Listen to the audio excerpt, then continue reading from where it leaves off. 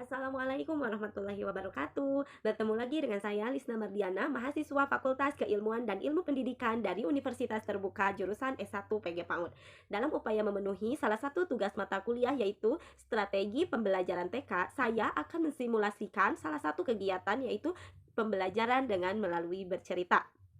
Nah, teman-teman, cerita atau dongeng yang saya akan sampaikan nanti bertujuan untuk menanamkan perilaku atau sikap rendah hati dan juga tidak sombong kepada anak dengan menggunakan ilustrasi gambar yang terkenal di kalangan anak-anak yaitu sebuah fabel dan mungkin ibu-ibu juga semua sudah tidak asing lagi dalam melihat cerita tersebut. Yuk kita mulai saja pembelajarannya. Assalamualaikum warahmatullahi wabarakatuh anak soleh. Selamat pagi semuanya. Mudah-mudahan anak soleh semua dalam keadaan sehat dan selalu berada dalam lindungan Allah. Jangan lupa juga selalu memperhatikan protokol kesehatannya ya. Yang 3M itu loh, mencuci tangan, menjaga jarak, dan jangan lupa juga memakai masker agar kita semua cepat-cepat bisa berkumpul lagi di sekolah yang kita rindukan. Ya, anak soleh semuanya, kemarin kita sudah belajar dengan tema binatang, yaitu binatang yang hidup di darat. Anak soleh masih ingat kita belajar apa? Ya, ada binatang yang hidup di darat itu ada domba, ada kucing, ada kerbau, harimau, dan juga banyak lagi binatang-binatang yang hidup di darat. Anak soleh, dalam kesempatan kali ini, Bunda akan bercerita tentang salah satu binatang yang hidup di darat, yang cerdik sekali, yang pintar, dan juga pemberani. Nanti anak soleh perhatikan ya cerita yang ibu ceritakan. Dan nanti juga anak soleh akan ada pertanyaan dari ibu. Siapa yang bisa menjawab akan mendapatkan stiker yang bagus-bagus. Oke? Iya, kita mulai ya ceritanya yaitu si kancil dan siput berlomba lari. Pada suatu hari yang cerah, di sebuah hutan yang sejuk, ditemani semilirnya angin yang membuat semua penghuni hutan tersebut merasa mengantuk, termasuk si kancil. Untuk menghindari rasa kantuknya itu, si kancil berjalan-jalan sambil membusungkan dadanya.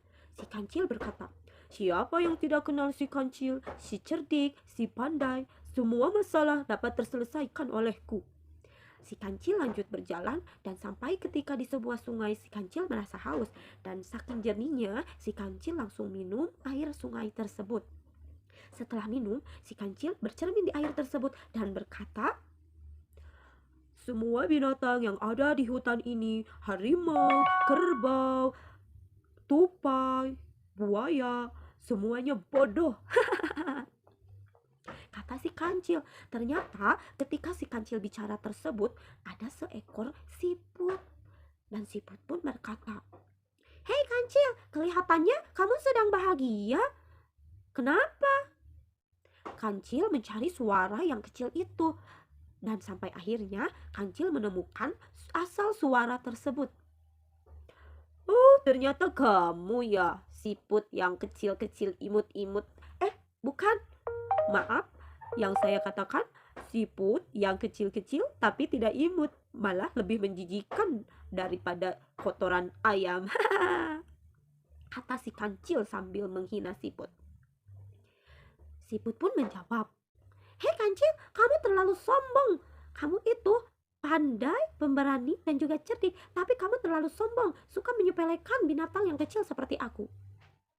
Kata siput. Kancil pun menjawab, "Hah, kamu itu kecil-kecil tapi suka bicara.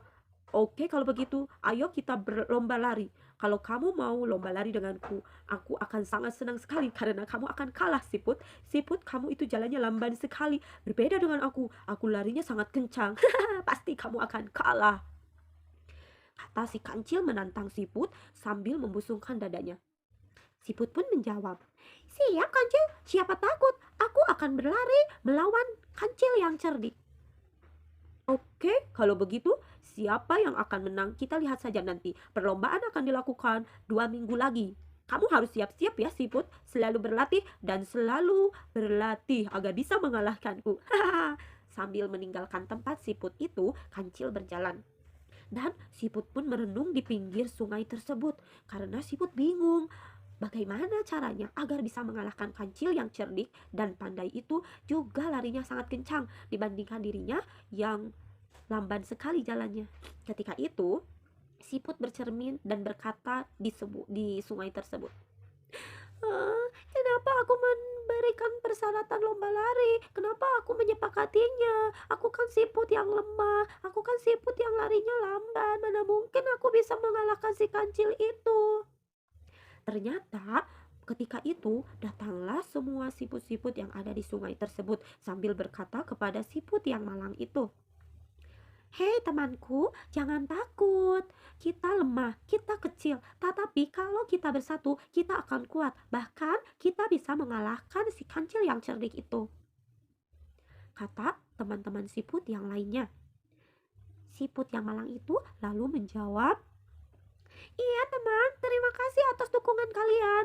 Oke, kalau begitu aku punya ide, nanti kalau pas perlombaan lari nanti, kalian semua harus berada di sepanjang sungai ini. Ketika kancil bertanya atau memanggil namaku, kalian harus keluar dan harus berada di depan kancil, oke? Lombanya akan dilaksanakan 2 minggu lagi. Siap teman-teman?" Ujar siput yang malang. Dan teman-temannya menjawab, "Oke." Semuanya bersemangat. Nah, tidak lama kemudian, 2 minggu itu terasa cepat bagi siput, dan pada akhirnya perlombaan pun dimulai. Si kancil datang menemui siput. Siput pun sudah siap untuk melaksanakan perlombaan.